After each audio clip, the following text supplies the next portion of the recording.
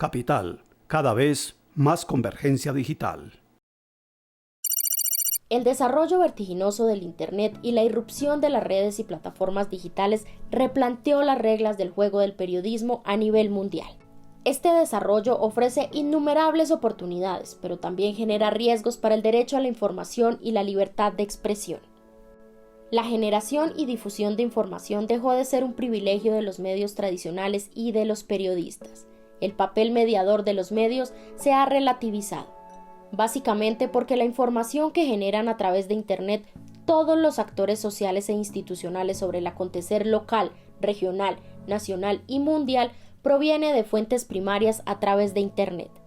Por ello, más que nunca se espera que los periodistas sean hoy muy exigentes en la observancia de una regla fundamental de su oficio: verificar por sí mismos lo que se dice, lo que se informa y lo que se comunica a través de Internet. Una virtud de las redes y plataformas digitales es que han propiciado una disputa por el mercado informativo. Mercado que por décadas se convirtió en un patrimonio casi exclusivo de los medios locales, nacionales y las corporaciones transnacionales de información. Las redes sociales y plataformas digitales se han constituido en un poderoso mecanismo para el ejercicio de la libertad de expresión. Son esenciales para el reconocimiento de innumerables actores frecuentemente ignorados o subestimados por los medios. Así como afirma nuestro defensor de audiencias, más gente se informa a pesar de los medios. En ese contexto, Capital Sistema de Comunicación Pública hace una apuesta por una estrategia de comunicación horizontal, cara a cara con los ciudadanos. Eso implica que no solamente difunde información relevante sobre Bogotá región, sino también asume que sus redes y plataformas digitales son invaluables para escuchar a la ciudadanía y para entender nuestras dinámicas sociales, culturales, políticas y económicas. Para saber cómo avanza ese proceso, hemos invitado a Jaime Barbosa, líder digital aquí en Capital.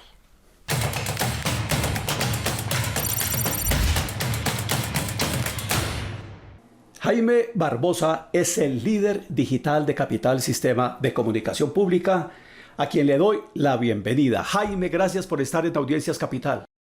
Carlos, gracias a ti por la invitación, honradísimo de estar hoy en tu programa para que conversemos un rato. ¿Cuáles son las redes, las plataformas digitales que tiene hoy Capital? Por supuesto, estamos en Twitter, también estamos en Facebook, estamos en Instagram, estamos en YouTube, y aunque YouTube es una red social, pero a su vez también es un repositorio de video. Y desde hace muy poco tiempo estamos en TikTok, Carlos, que esa es una novedad para este año en Capital. TikTok. Cuéntanos un poco de TikTok, que quizá para personas como yo, sobre todo creo que las personas más adultas, entre más adultos seamos, tenemos más desconocimiento de esta plataforma que entiendo yo es una plataforma o una red, no sé la diferencia entre red y plataforma, quizá sería chévere que incluso nos la expliques ahora, que permite hacer videitos muy cortos, creo que es máximo de 1 minuto, ¿verdad? De máximo 1 minuto, Carlos, en formato vertical, en formato 9:16, y es particularmente una red social que desde el año pasado, incluso el antepasado, empezó a adquirir un auge principalmente en Estados Unidos y principalmente en audiencias jóvenes. Entonces, ahora, ¿por qué abrirla en Capital? Precisamente por toda esta conceptualización del rejuvenecimiento de las audiencias. Pero no solamente es por eso, sino porque la programación y la intención que tiene Capital como sistema de comunicación pública este año, particularmente tiene unas apuestas muy poderosas hacia los jóvenes y la infancia y la primera infancia. Ahora bien, claro, tú puedes entrar a TikTok y puedes encontrar desde una caída, porque una caída de una silla o algo así, un acontecimiento que se volvió viral, un baile, una coreografía, pero también puedes encontrar un montón de elementos pedagógicos que por las audiencias que habitan en la misma red social pueden ser muy interesantes de cara a las audiencias de Capital, y ese es el propósito, ese es el fin de la plataforma y también el propósito de Capital en ella, que es muy importante porque aquí hay algo que hay que decir, y es que no es estar por estar en todas las redes sociales, porque redes sociales puede haber muchas, sino es estar con sentido. Eso querría decir que otras redes como Twitter y como Facebook tienen unos públicos diferentes o se cruzan en algún momento o es que tienen diferencias en el tipo de contenidos que circulan por ahí.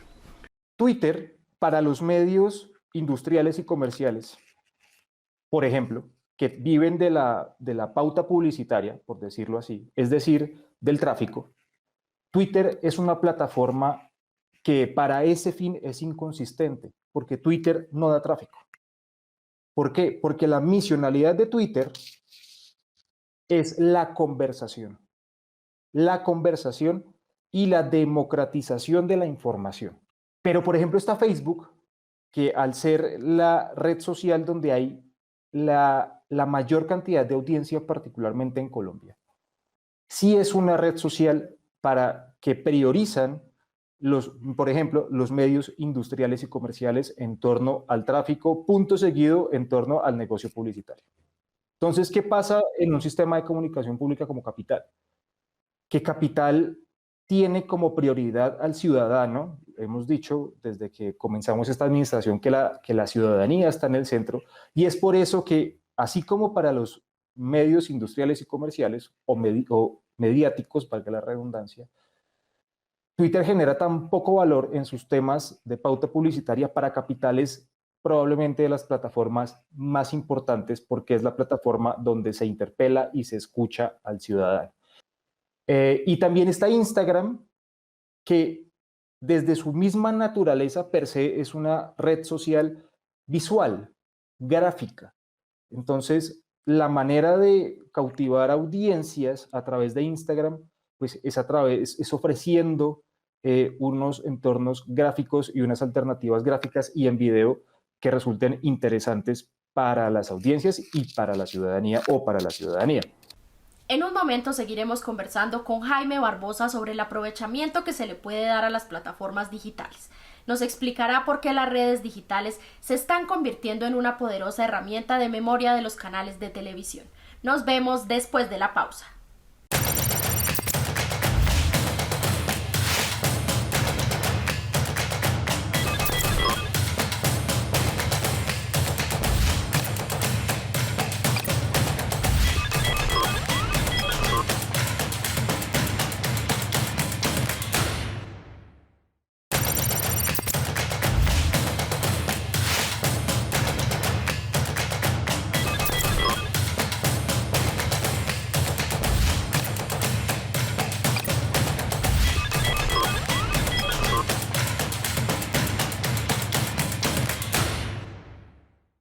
Uno notaba que los medios de comunicación, El Espectador, El Tiempo, la W, Caracol, Capital, City, utilizaban Twitter y utilizaban Facebook al principio para decirle a la gente, pilas que va a comenzar tal programa. Ah, ¿a usted le gusta el fútbol? Vamos a transmitir el partido de las 4 de la tarde entre la selección Colombia y Alemania.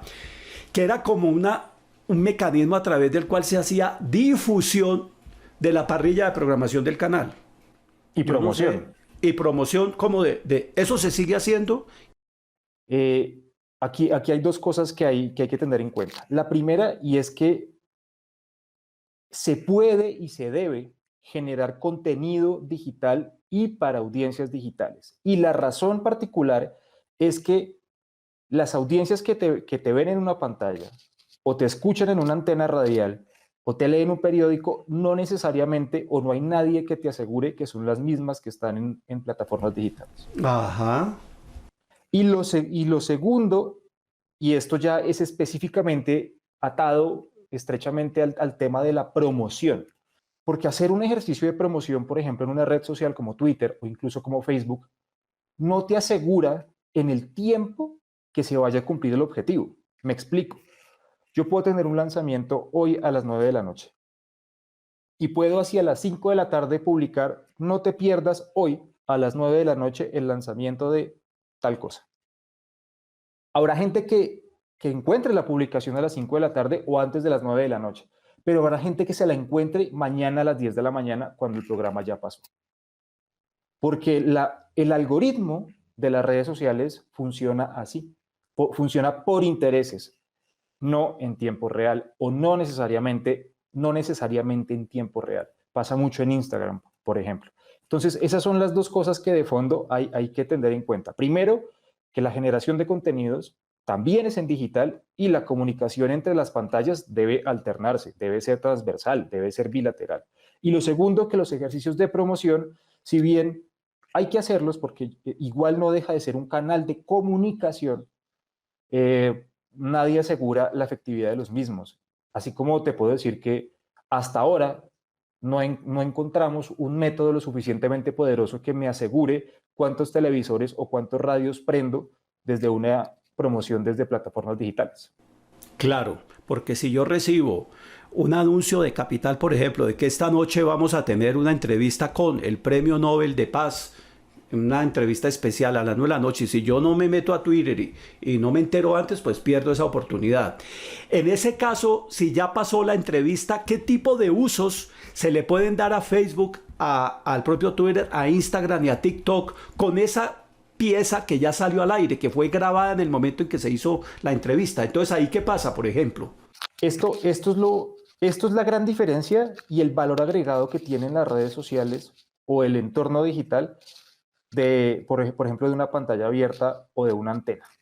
Y es que en las redes sociales o en las plataformas digitales hay espacio para mantener los contenidos en el tiempo y para revivirlos sin estar sujetos a una parrilla a veces estricta o estrecha de programación.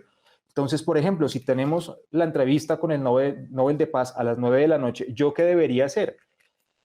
Al día siguiente, decirle a mis audiencias, mire, si usted no encontró mi promoción o si usted no se pudo conectar con la pantalla a las 9 de la noche o con las transmisiones en vivo que hay en YouTube, Facebook, Twitter, etcétera, yo se la tengo aquí como video en demanda para que usted en sus tiempos libres la guarde y la vea cuando usted quiera. Entonces, ¿qué tienen las plataformas digitales? Que yo el poder de decisión se lo estoy dando al ciudadano. Le estoy diciendo, guárdelo, téngalo ahí y cuando usted lo quiera ver, usted lo va a poder ver. Y no necesariamente me tiene que sintonizar a las 7, 9, 8 de la noche para verme, sino que, por el contrario, guárdelo, cuando usted tenga el tiempo, lo va a ver, lo va a poder ver y también en mis pantallas, porque mi canal de YouTube o mi cuenta de Facebook también es una pantalla de Capital en este caso, por supuesto. Jaime, una gran inquietud que tengo yo, y lo he notado en estos días de protestas, es que uno ve una transmisión de Capital o de cualquier otro medio de comunicación, pero hablemos de Capital, por ejemplo, la transmisión especial que ha venido haciendo Capital de las marchas, con análisis, con analistas, con investigadores, con líderes sociales, metiendo los trinos que la gente publica en Twitter, cosas que se escriben quizá en Facebook, en Instagram y demás, los videos que manda la gente de los lugares y demás, es que uno queda con ganas de comentar lo que se está viendo en ese momento. Yo no sé a futuro si en tiempo real y después a través, por ejemplo, de Facebook o de un canal de YouTube, uno pueda como hacer un programa paralelo. Eso es algo que se pueda llegar a hacer, es algo que sea deseable hacer. Que si es deseable, por supuesto que es deseable.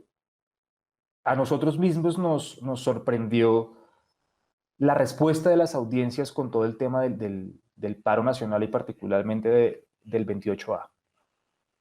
Incluso hicimos un ejercicio y un esfuerzo inconmensurable de poderle al menos contestar en Twitter a las audiencias con un gracias, que es algo que suena sencillo, pero que pocos medios de comunicación hacen, y es, estamos haciendo la mitad de la tarea, que es tener una promesa de valor, que es decirle, las redes sociales y la ventana de Capital está a su disposición. Y esa promesa de valor se cumple porque, por supuesto, hay una ventana en el especial que hizo muy oportunamente Noticias Capital, o también la ventana era que nuestro feed de Twitter reflejaba los comentarios de la gente durante toda la jornada.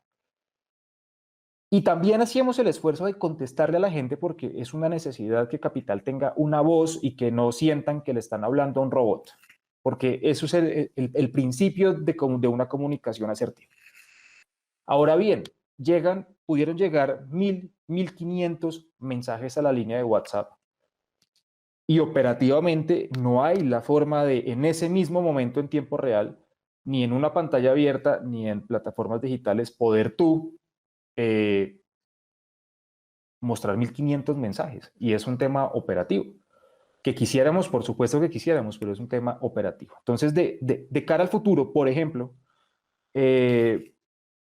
como muchos mensajes de WhatsApp son escritos, no todos son un audio en voz, no todos son un video, muchos son escritos, párrafos que mandan a través de los números de WhatsApp.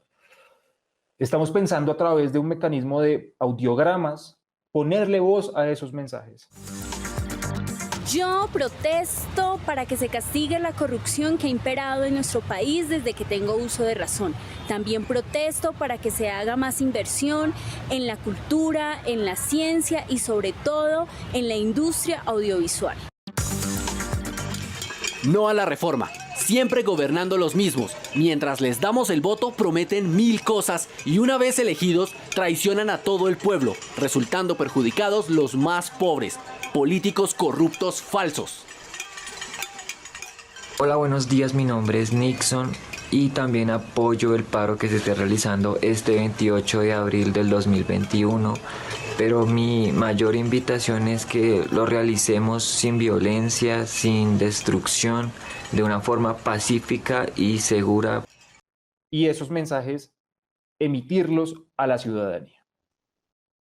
Ahora bien, ¿cuál es el tercer paso? Que valdría la pena hacerlo en un ejercicio también de análisis dentro de Capital, bien sean sus plataformas digitales o en la pantalla de televisión. Y es poder quizás sentarnos a entender y a analizar lo que la gente está diciendo. Pero de entrada, lo que no se quiere perder es esa participación tan valiosa de toda la gente durante toda esta jornada de marchas y de paro nacional. Pero ¿qué tanto se puede estar preservando para la memoria de la ciudad y para la memoria del país lo que pasa en Bogotá? Las opiniones, los sentires, las denuncias, las demandas ciudadanas que circulan a través de las redes digitales de Capital. Recoger todos esos elementos y volver es un material de estudio y de análisis de nuestra propia realidad. Las respuestas ciudadanas siempre van a estar allí, siempre van a estar habitando en los entornos digitales del medio que estemos hablando, no solamente de Capital. Ahora bien, como esto es tan grande, o sea, imagínate yo ponerme a buscar una redacción de un ciudadano en la cuenta de Capital del 2011. De que lo encuentro, quizá me puedo demorar. Pero por ello, por ejemplo, con esto que te comentaba de los audiogramas de las voces que están llegando de la ciudadanía, justamente para manifestarse con todo esto del paro nacional, se está pensando a YouTube como un repositorio de esas voces. Es decir, que si un antropólogo o un ciudadano de a pie quiere después entrar a ver, yo quiero ver lo que quedó o lo que la gente envió de la iniciativa de Capital que se llamaba numeral Mi Protesta Es. Pueda entrar a YouTube y esté todo el repositorio de estos audiogramas, las voces de la gente. Y eso va a ser un documento muy valioso para la ciudad. ¿Qué tan lejos o cerca estamos de eso? Yo creo que esto es un camino que hay que comenzar a recorrer y yo creo que ya estamos dando pasos. Y en esos pasos, en esos primeros pasos que estamos dando, incluso con Santiago Rivas, nuevo líder de Capital Sonoro, nuestra iniciativa de podcast y del mundo sonoro en Capital, estamos haciendo un ejercicio muy, muy riguroso y muy serio para que por lo menos de entrada con lo que está pasando en Colombia en este momento, estas voces estén dentro de ese repositorio y se puedan distribuir no solamente por YouTube, para que la gente primero se escuche y entienda que sí fue escuchada y que sí pusimos las plataformas y las herramientas para amplificar su voz, y segundo, para que quede como un documento, por lo menos, de esta situación que está atravesando Bogotá y Colombia particularmente. Este es un podcast de Capital, Sistema de Comunicación Pública, Capital Sonoro. Esta es una aclaración y actualización. Durante la edición de este programa, en la noche del viernes 30 de abril, desde Cali, la Red de Derechos Humanos del Suroccidente colombiano, Francisco Isaías Cifuentes, reportó 14 muertos y 20 heridos en la ciudad. Hay un registro de más de 80 personas detenidas, quienes han sido despojados de sus pertenencias. En ninguno de los casos ha habido presencia de Defensoría del Pueblo, ni Procuraduría, ni Contraloría, ni nadie. En la parte final de nuestra conversación de hoy, Jaime Barbosa nos explicará la manera en que debemos hacer curaduría sobre los contenidos que estamos viendo permanentemente en las redes y plataformas digitales para no caer en falsas noticias o verdades a medias.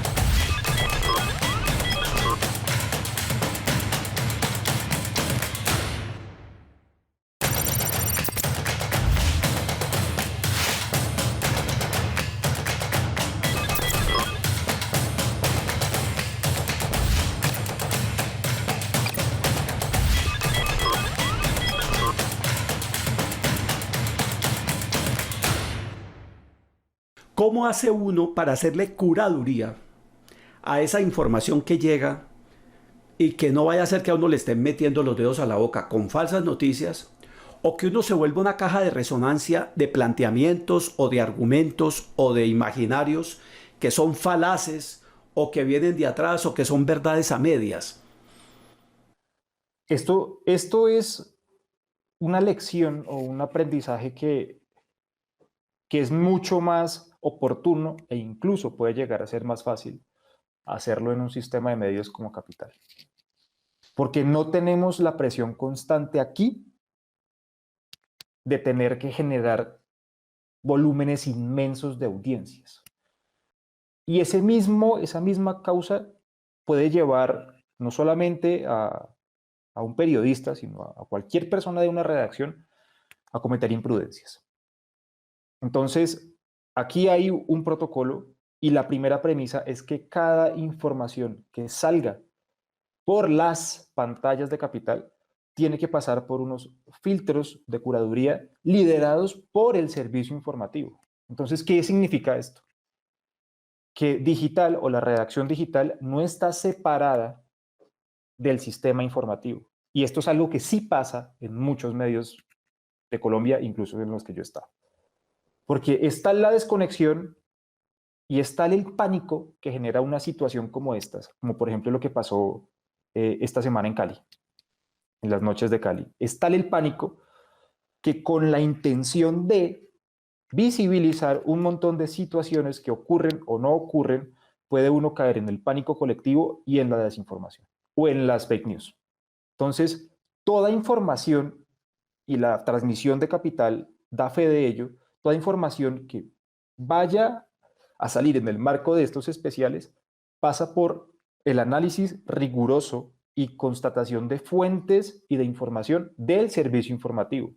Es decir, el equipo, la redacción digital de Capital hace parte del servicio informativo durante estas jornadas. Y es la única manera de que, por ejemplo, el periodista de redes que está sentado en Twitter vea el video y diga, uy, están prendiendo un CAI en La Gaitana. Publiquemos de una vez. No, esto pasa por un filtro que es liderado por el servicio informativo. ¿Nos podemos demorar más? Sí, pero nosotros no tenemos afán. Nosotros tenemos que ser responsables con la información que ofrecemos a la ciudad y al país. En una situación tan específica como estas marchas, es dable que uno se pueda imaginar que Capital tiene al aire, en la señal tradicional de televisión, la transmisión que hemos visto, y simultáneamente otra transmisión con otro enfoque, quizá poniendo énfasis a otras cosas, al análisis, por ejemplo, en Facebook o en el canal de YouTube, y que haya simultáneamente 3 transmisiones. Esa sería una gran evolución de lo que pasa ahora, que es que las pantallas digitales son un espejo de la gran transmisión de la pantalla de televisión. Ahora bien, ¿cómo se llega a un punto medio? Y es que la transmisión que emite su fuente primaria en la televisión, insisto, porque es solo la fuente primaria, también converja en momentos digitales. Es decir, que sea unitaria, no solamente es una transmisión de televisión, es una transmisión para todas las pantallas de Capital que tiene elementos de discusión de temas digitales o de análisis o de opinión, de participación ciudadana, es decir, que trata de tener la mayor cantidad de elementos para ofrecerle a la ciudadanía, que no lo limiten a ser solamente una transmisión de televisión y que pueda ser espejo en todas las pantallas. Claro que si quisiéramos tener, bueno, mientras tenemos el gran especial de Noticias Capital, tenemos sentada una mesa de opinión a través de Facebook en otro set, claro, sería lo ideal. Quizá en este momento logísticamente no es tan fácil y estamos incluso, o está el equipo informativo liderado por Adriana López haciendo una tarea inconmensurable, de verdad. Te cuento aquí de los formatos exclusivos digitales. El 28 de abril, ya finalizando la jornada, cuando justamente Ariel Ávila estaba cerrando su intervención dentro de Especiales Capital hacia las 6 de la tarde, Ariel Ávila produjo un formato que ya incluso teníamos conceptualizado en nuestro equipo digital, que se llama La Sobremesa. Y es un formato de opinión diferente, o sea, que está dentro del marco de Mesa Capital, pero que no tiene nada que ver con lo que pasa en la noche con Mesa Capital. Y apenas acabó su participación en Especiales Capital, ese día salió la sobremesa de Ariel Ávila hablando de los puntos de la reforma tributaria y todo lo que había pasado durante la jornada del 28 de abril. Sí, era como un comentario editorial como con 5 o 6 puntos donde él resumía la jornada y esa pieza, por cierto, fue de mal recibo en algunos medios. Recuerdo a un colega de RCN Radio, que es un colega muy respetable porque me parece que es controversial, pero me parece que es muy respetuoso en redes, que se preguntó si para eso eran o no los recursos de Capital, que quién le ponía coto al señor Ariel Ávila, que según él estaba haciendo política, por el tipo de comentarios que estaba haciendo Ariel, que era una valoración que hacía. Primera conclusión, salió mucha más gente de la que se esperaba en medio de una pandemia. Realmente muy pocos analistas calculaban toda esta cantidad de gente. Yo mismo me equivoqué, pensé que iba a salir menos gente. Pero hay miedo al virus, pero la rabia hacia el gobierno Duque es más grande que el miedo al virus. Segunda conclusión, ¿qué va a hacer el gobierno nacional? Si opta por aprobar la reforma, va a tener que literalmente ir a negociar con muchos congresistas que van a elevar su precio. Si no, va a ser estruendosamente derrotado y su gobernabilidad será un verdadero viacrucis. Tercera conclusión, desde el punto de vista de los partidos políticos, ¿será que van a mantener la disciplina para perros que dice el expresidente César Gaviria, el exvicepresidente Germán Vargas Lleras, o al final algunos de ellos van a votar la reforma? Cuarta conclusión, el gran ganador de la jornada, la oposición. El Partido Verde, la Coalición de la Esperanza, el Pacto Histórico, pero dentro de ellos el gran ganador, Gustavo Petro, que anoche sacó un video llamando a manifestarse de no tenerle miedo al virus y la gente salió. Y la quinta y última conclusión de esto es una verdadera crisis política la que estamos viviendo, pero parece que el gobierno de Iván Duque no entiende.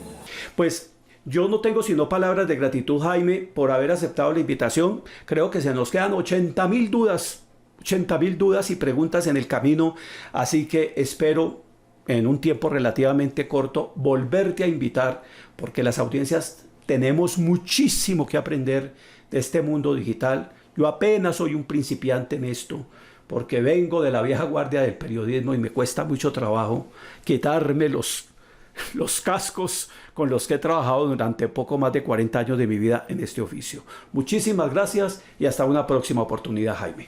Gracias a ti, Carlos, por la invitación, a las audiencias por estar conectadas con audiencias Capital en todas las pantallas, por supuesto, como lo había dicho, y ojalá tengamos otro momento para seguir conversando de este tema que sí tiene todavía mucho por hacer y mucho por hablarlo también. Así que un abrazo fuerte para ti.